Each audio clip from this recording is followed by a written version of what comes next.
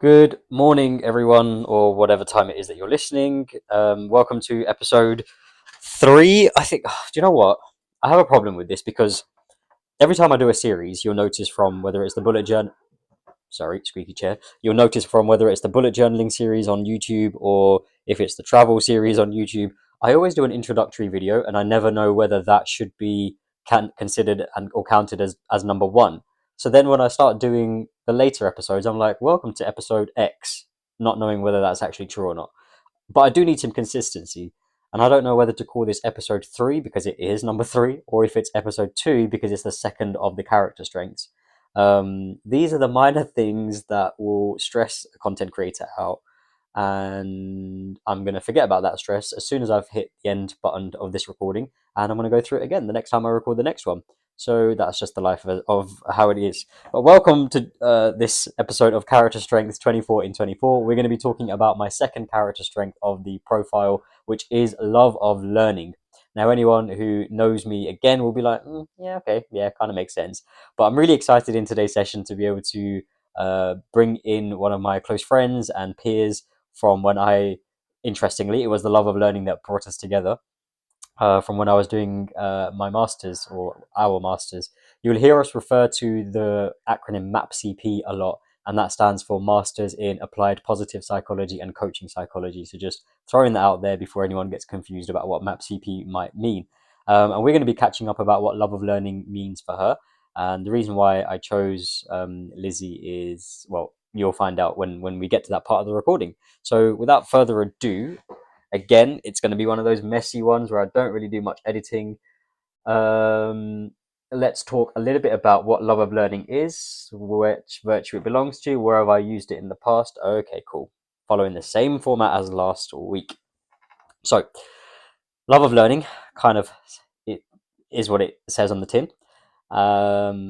It belongs to the virtue of wisdom. Now, so according to the website, viacharacter.org, nice one for those of you who went and did your own profiles, by the way. Really interested in hearing some of those conversations. It says, I am motivated to acquire new levels of knowledge or deepen my existing knowledge or skills in a significant way. Now, the love of learning means this passion for learning, a desire to learn just for learning's sake. This is quite crucial because me and Lizzie talk about this later on about what our drive is for learning. Curiosity and love of learning are quite closely related. They can still be a little bit different though. I remember this from when I delivered a workshop on it. Curiosity is kind of like that first little spark that gets you interested in, let me go and Google, why are roads made out of tarmac, for example. But the love of learning is the thing that keeps that consistent and will keep you pursuing that path of knowledge. Perhaps, as some of us might call it, you go down a rabbit hole, or you then decide to turn it into your life's passion, perhaps even your career. That love of learning is a little bit more sustained and long term, I would say, is the difference between that and curiosity. So again, it says here, where curiosity is often associated with a great deal of energy and drive, love of learning is often more contemplative and will require that reflection as well.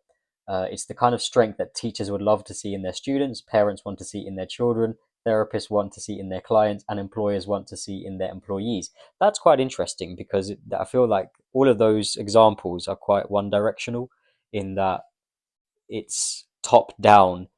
um yeah, but I suppose it's not saying that that is what love of learning is. It's one aspect of what we might want to see, or where we might want to see love of learning. Of course, it exists in all aspects of life. It belongs to the virtue of wisdom, which describes the strengths that help you gather and use knowledge. That's important because actually, when I was speaking, excuse me, when I was speaking to Lizzie about this, she was talking about defining wisdom in a way that is experiential and in a way that VIA character strengths wants us to define it. And we chose the experiential route, obviously. And she also made that distinction that wisdom is about, yes, learning, but it's also about applying that learning, which interestingly it says on their definition as well. So that's that little bit about love of learning and what wisdom is. Now, I want to talk a little bit about, as you know, on this series, about application and actually making sure that it's relevant to us. So how have I used it in the past? Well, the thing with love of learning for me is feel like I'm going through a lot of it at the moment, which is hey, now that I'm thinking about it, you know what I realize? I think, oh, that is so interesting. If I look back at my career trajectory, oh man, my brain cogs are turning and turning. I'm trying for there not to be too much silence so that listeners aren't like, oh, what happened to my phone? Did it just crash or something? But I'm having a real thinking moment. When I look back at my career trajectory and even just mental health in general, some of the times where I was lower in terms of my mental health or progression are periods of stagnation where I wasn't learning much and I was pretty much doing the same thing for the sake of doing those things. So, in the later stages of my teaching career, for example, in the first place that I was at, I was unhappy. Systemic teacher issues and burnout, obviously, all of those things mattered. But at that time, I was also not really learning. I was a cog in the works, clocking in, clocking out. No, you never really clock out, to be honest. But that was what was happening. But then I picked myself back up when I moved schools and I started to relearn and unlearn different things and different environments and different people's working with methods, different set of students and their demographics. And then I also that was the time I started my masters, which is also when I was again picking up mental health and that love of that is so interesting. No wonder love of learning is so high up for me because it's so closely tied with my sense of worth, perhaps. Again, something that Lizzie and I talk about. But in its current forms, let's say right now, I would say that it is still quite high because I'm enrolled onto a couple of different courses. I'm learning about content creation, podcasting, for example, even now, even through this series. One of my favorite ways to learn is through asking people. Um, Google exists, of course, but there's nothing quite like experiential learning or learning from other people's experiences. Curiosity. I think I'm very big on human connection. As you know, the world needs a lot more of that at the moment.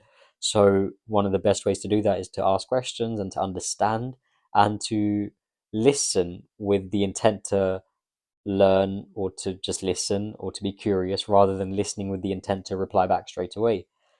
Um, yeah, let's take a little break here, and I'm going to zoom over to our conversation with Lizzie because that offers some really nice gems about how somebody else uses a love of learning. And we also share a bit of a background and experience with neurodiversity, ADHD to be in particular. So I would love to know a little bit more about what ADHD, love of learning, neurodivergency, what that little cocktail looks like for her. Lizzie is a dear friend of mine and has worked on the MAP program. Sorry, has learned on the MAP program with me. Um, she is a leadership coach. She organizes workshops and leads workshops. She has her own podcast as well. Details of which I will leave more about Lizzie and her work in any relevant description box that exists here. And there's so much more I can say about Lizzie, but I will let you tune into some of her work to find out a little bit more about her. Over we go. There we go. Okay, cool. We're So off. where does love of learning appear in your profile? So the last profile I did, Mm. which was the 6th of February 2023, it was the 5th. Oh. And one of the things to sort of be upfront about, I guess, is that I've stopped using the list as it appears in terms of the order that is generated. So one of the things that my coach encouraged me to do was to look at the strengths as strengths without them being in order. Mm.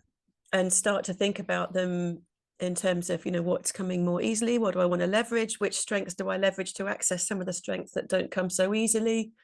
And because with a recognition that it's situational, and ADHD, like anything, is situational, it gave me more sort of agency, and I found myself able to think more curiously, interestingly, because that's so connected to love of learning. Yep. More curiously without having them in order. I kind of got into my stuff about the order when I was looking at the order, but it is quite high, and I'm not surprised by that, given the way I've lived my life. No, it makes sense, and I think it's really crucial actually that you mentioned a way of looking. I know this series is very much one at a time per week in order of my profile, but overall it's a holistic tool because we are not ordered and structured people. We are complex and we combine things, and it is very situational. So I'm really glad you mentioned that actually. And I Um, hadn't clocked that. So it's the order of, so this is your, in order of your profile. Oh my yeah, gosh, so that's it's number two brilliant. for me. Interesting. Yeah, it's number Okay.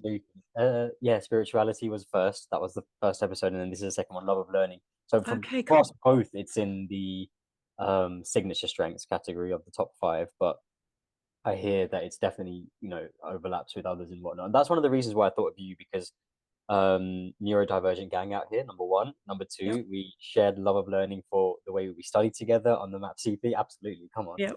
Um, so it just made sense. And I've learned so much from you as well, which I'll probably touch upon a little bit later on.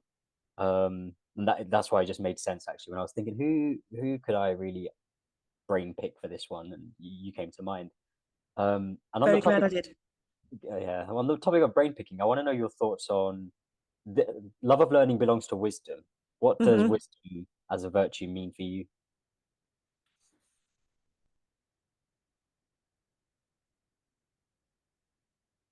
There's that famous silence that Gosh. coaches love. Pardon? There's that famous silence that coaches love. Yeah, yeah. Well, and I'm doing two things. So I'll be totally honest about the two things I'm doing. I'm thinking, oh, what am I supposed to remember here about what the wisdom thing is under the character strengths? And then but my preferred thinking is what do I think That's what I wisdom, prefer to. what Yeah. I feel wisdom is.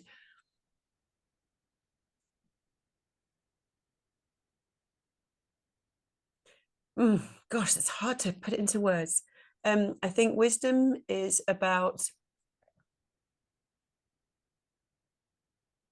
using, applying. I think it's being open. I think wisdom is about being open to experiences and learning Mm. and applying them. And I think interestingly, and I know we've talked about this around other things, I think wisdom is about not being right. I love that. Mm. And you know what? It kind of tapped into what you were saying earlier as well about it overlaps with other things. Because when you said wisdom is being okay with not being right, that also requires courage. That Mm. requires curiosity. That requires a bit of kindness, perhaps, for yourself. And perspective. Absolutely. Yeah. Mm. Worth knowing. Perspective is quite lower down for me. So I'm curious about perspective, but maybe that will overlap in the conversation later on because I'm not sure how to define that for myself. But one for us to visit in a little while. How have you used love of learning in your personal or professional life this week, let's say? This week. Okay. So I'm currently on yet another course. I'm so glad you used that phrase. And um, do you remember that moment that Steve Redgrave? It's quite a famous moment when Steve Redgrave, the Olympic rower, said, "Don't let me get back in a boat" after he'd won an Olympic medal. And I he don't won remember that. another Olympic gold, and I think he went back in the boat and won another one. And he was always sort of given a hard time for saying, "Don't let me back in the boat." And I feel a bit like that about learning, in that it's a bit of a love-hate relationship, if I'm honest. um I learn one thing, or I learn under one umbrella. So take the MAPCP that we did together, and it just throws out a whole load of things. Oh no, I want to know more about that, and I want to know more about that, and that's really important. And for me, the most important thing that came out of that particular chunk of learning that we did together was a realization that, in terms of awareness of protected characteristics in my coaching and what I do, I was I now feel very ill equipped. I still feel that way. Um, and the place that I've gone to first around that is ADHD, and learning about coaching people with ADHD, which is also about learning about my own ADHD. A realization that I came to pretty late in life. And in true working memory challenge style, I'm kind of forgetting the question. What am I learning this week? So I'm on a course at the moment about ADHD and coaching, and I'm loving it, and I'm getting so much out of it. And the flip side for me of love of learning is again evident this week in that I've been in slight overwhelm about how much I've taken on. And quite often that love of learning is, hence the don't let me back in the boat, is the thing that is tipping what would be manageable into something that is right on the edge of that and sometimes tips over. Yeah. I'm really glad you mentioned that, because sometimes while we can, if anyone hasn't already asked this, you may find yourself asking it at a later time, but can a strength ever be, air quotes, too much? And I think so. definitely, yeah, I think I've had to learn as well with my own profile that love of learning is number two. Definitely believe that there are ADHD qualities in that. Starting something, not finishing something, relatable by anyone who's listening, by you, Lizzie. Yeah, Yeah, very much. maybe. But it's a classic. Love of learning is there, but then being consistent with it requires a lot of legwork. Being showing up for it requires a lot of effort and energy on a daily basis. So the flip side of it can, of course, turn to overwhelm, burnout potentially as well. Is there anything that you can offer for anybody who might need to kind of reduce, or even me? Let's say, for example, I'll Mm, be totally plain with you. I signed up to a course last year in of October. course you did. Of course I did, because it was, great value for money, and it was going to align with my business goals, and it was in personal training, which I also love fitness as well. Have studied probably a total of 1 hour of it so far, because it's self-study, which is the worst thing you can give someone who has ADHD as well. Mm, So that's ongoing. Then I've recently started to dip my fingers into a little bit of acting again as well. oh, great. Cool. Um, Also, obviously, doing the coaching for like three different social companies, and then my own private practice and so on. You can see where I'm going with this, right? Yeah. Where might I start to Where do you reduce on that? sleep? Yeah. Where, well, yeah, where do I start perhaps kind of reducing the love of learning, for want of a better phrase? Mm. So I'm really conscious that I don't know enough yet, Mm, more to learn about the science of what I'm about to say. yeah, So this is sort of experience and thinking based, not science sure. based. But an ADHD brain is interest driven. Yeah. So I wonder, in terms of what my profile looks like versus using the strengths without thinking in terms of the profile. I wonder, in terms of what my profile looks like, how much of love of learning being up there at 5, even though it's absolutely something I recognize in myself. And I would say that wisdom is something that I would hope is something that characterizes me, and I certainly seek for that to be the case. But I wonder, how much is it love of learning and how much is it my brain is wired to be interest driven? Mm, And there are things that, for example, then because of that interest drive, I'll really, and an ADHD can be fabulous for then the way I can then go to, I'm going to learn it all. I'm in, I'm staying in, I'm going to learn it, learn it, learn it, learn it, which can mean we do fabulous things around our learning, and we can learn a lot in a short space of time. There's a whole working memory question there as well, but we can do, there's great stuff we can do around that. And the and for me is, when does that tip into something that's less mm, helpful? And when the narrative is, it's a bit like some of the things you've said, and I really recognize it in myself. Oh yeah, but you started that, but you didn't finish it, and you don't know as much as that person, and you might know a bit about this, you might have learned a bit about this, but so that love of learning can be quite a source of criticism, um, mm, especially when, I know you and I have talked about our education system many times, but quite often our love of learning is met with a response to that of, oh, but you're not very good at it, are you?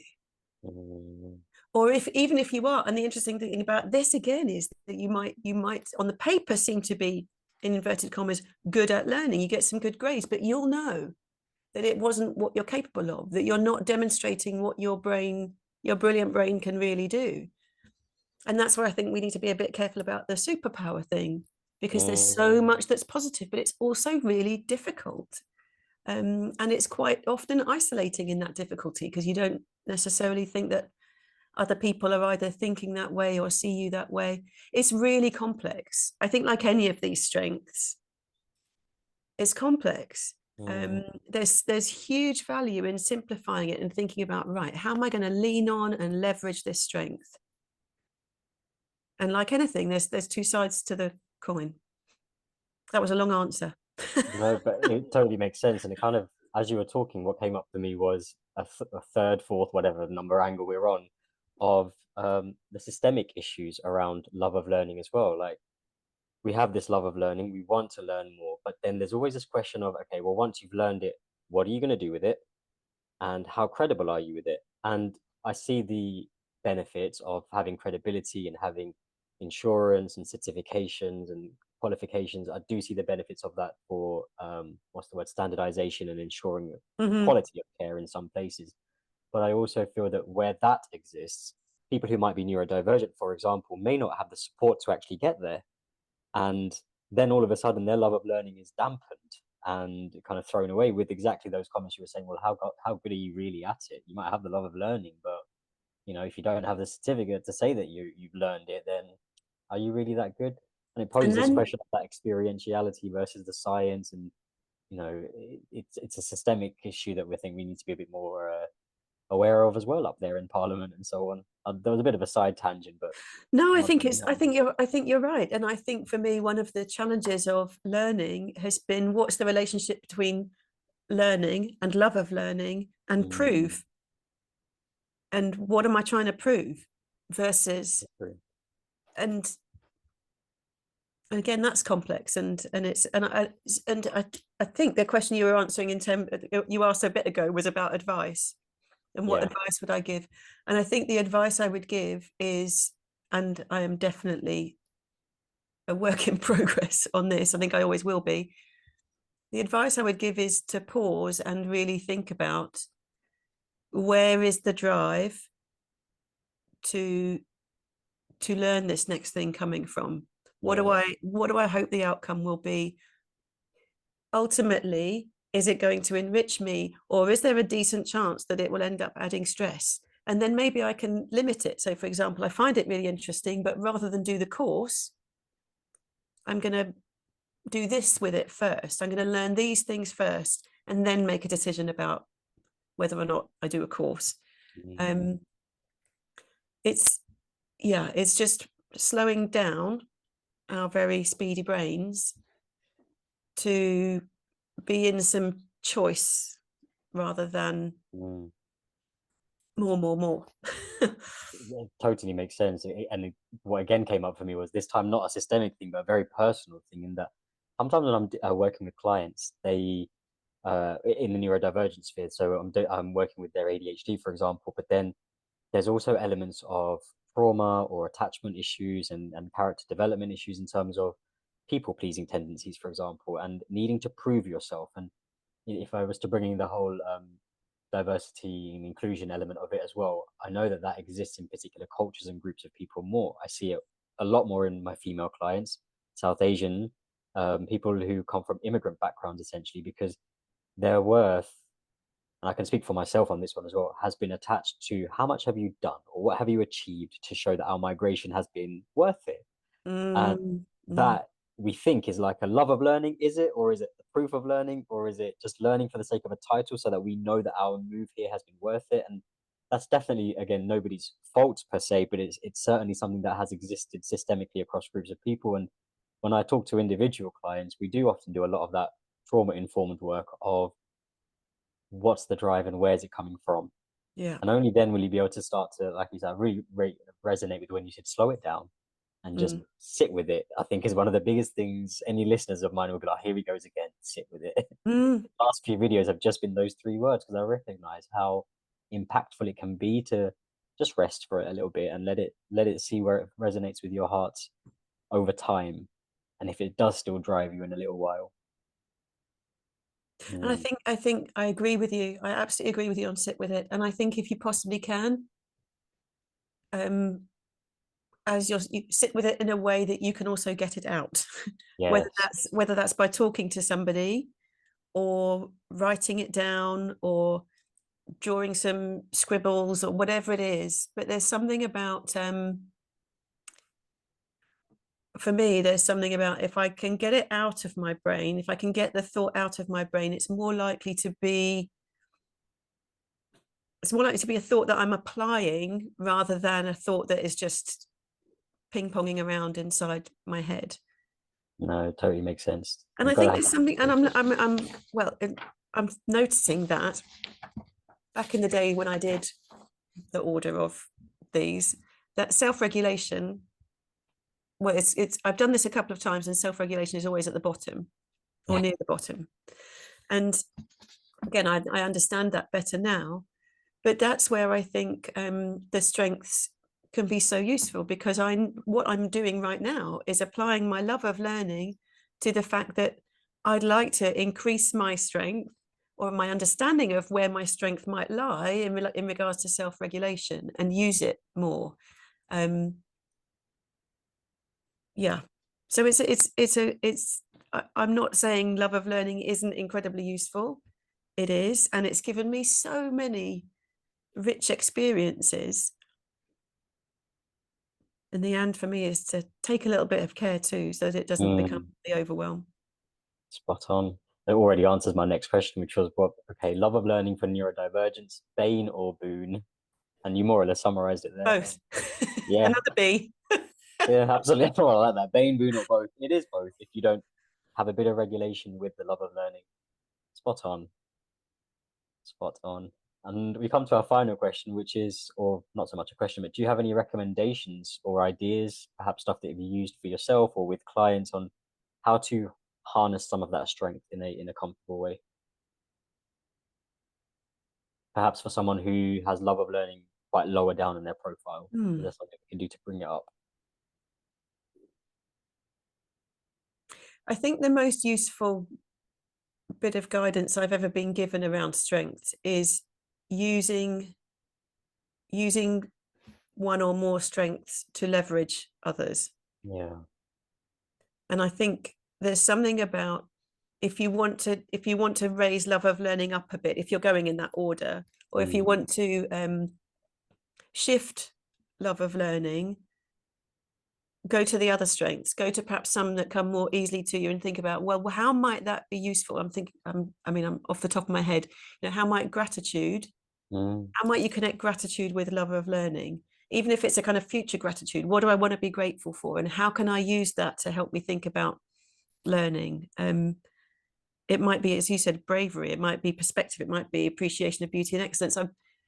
It's the relationship between the strengths and how we can use them that is where I think their highest value lies, as opposed to as individual strengths. mm. I would imagine that would be quite useful for anybody who's perhaps going through an exam period because you're learning, learning, learning. And, anyone who has final assessments, for example, but then they kind of sometimes lose the drive and they're doing it because they have to do it or because they've paid for it and so on. And that love of learning can be quite lower down, tapping into some of the others in tandem for sure. I think sounds quite sensible. Okay. Well, Lizzie, thank you so much for joining and being a part of this. I'm going to stop the recording and just Pleasure. let's talk a little bit about after Lizzie's kind of really great discussions about using them in tandem with other strengths and using them to harness but also lessen. We know that they're really flexible and really versatile, these strengths, and love of learning is one that can be both a bane or a boon, or as Lizzie said, both. Let's talk a little bit about how I might use it specifically in my daily practice. As you know, with my habit tracking, for those of you who follow my bullet journaling as well, I try to do something that serves the mind, the body, and the soul every day. So I'm going to try to do, as I've done in previous episodes, something that I'm currently doing, as well as something that I want to challenge myself on next for the forthcoming weeks. And I'm going to try not to do a little add-on like I did in the last episode, where you guys were privy to me thinking I was being vulnerable and brave, but really I was playing a little bit on the safe side. So, love of learning for the mind. Oh, do you know what? I'm terrible at this. I really try to read every day. really, really try. I've got a wonderful bookshelf full of books of things, of loads of books that need to be read yet, but I just haven't got that drive as such. So even if it is as simple as spending 10 minutes a day reading, I do need to. See, the thing is with that, I feel like 10 minutes a day of consistent reading is not really going to get me to learn or do much. I feel like maybe I need to do more intensive reading, a bit like a fiction book. With fiction, if I can get into it, I can pretty much get sucked into it and read it quite extensively. But with non-fiction, I struggle to do that. So maybe I need to sit and give myself allocated and dedicated non-fiction reading time to serve my mind, and one that is. And the other thing with non-fiction, sorry, I digress again, is that perhaps they don't have to be read in linear, A to B, beginning to end. Perhaps I can dip into different chapters. There we go. That might make it easier, actually. Pick a chapter or a book that I'm feeling each day and read one chapter from it. And that way it feels a little less disjointed instead of having a 10-minute marker where you might just end at a random place or a few random pages. Actually create time to read one chapter a day. That I think will be a lot better. Love of learning for my body. Haha, I really should be progressing on that personal training course that I signed up to. So love of learning is not so much for my body a daily practice, it's more perhaps a weekly one where I've tried to learn what my body can do new in the gym. In other words, perhaps progressing a weight or a different dance style that I might try. But I think when it comes to the personal training course, I definitely need to input some of that. At the same time, though, I don't really want to be doing too much because that's three different challenges there just for that. And I think the book one might have helped me get onto something easy and in the first place. Love of learning for my soul. Again, this is somewhere where I do want to learn a little bit more about my religion and be more mindful and intentional about it. And one of the ways in which I can do that is to, again, access the right videos, the right resources, the right books, and so on. So three different challenges. Oh, that's a fair bit, you know. Where do we begin? Which one is going to be useful? A love of learning. That is so interesting because I said I was going to start this segment by telling you what I currently do. Apparently, I don't have many daily practices for love of learning to serve my mind, body, and soul. I feel like maybe love of learning is actually more dedicated to individual projects, like a course, or this podcast series. One to think about. I think I'm going to sit with that for a little bit rather than give you a concrete answer. In fact, I'll tell you what my three ideas are, and then I will make a decision and report back to you in the next episode. So, for the love of learning for mind, I would like to be able to read one chapter a day of a book. For love of learning for the body, I would like to be able to find my drive for the personal training course. Aha, there it is. Maybe I will take on board something that Lizzie has told me, and not told me, sorry, something that Lizzie and I just spoke about. Take on board about harnessing some of the other strengths in order to help me get kick-started on that course again. And then love of learning for the soul could be perhaps once a week sit with, or even, that chapter a day, perhaps read a chapter a day of a book that will drive me in that field of knowledge with regards to my soul work or religion and spirituality. So they're not actually that too different. Maybe it sounds like two goals rather than three because the mind and the soul one could combine into one. Anyways, that's a lot of rambles that you probably didn't need to be privy to. But again, the intention is that you guys can hear that we're not so different when it comes to trains of thoughts and bubbles of thoughts and how to be able to use the strengths. Huge shout out to everybody who has downloaded their own strengths profile from the last episode. Some of you guys have reached out with curiosity, and some of you guys have actually already recruited on to future episodes. So I'm really excited to be chatting with you about those. As always, thank you for tuning in and listening to my rambles. And I'm excited to see how these 2 or 3 targets go.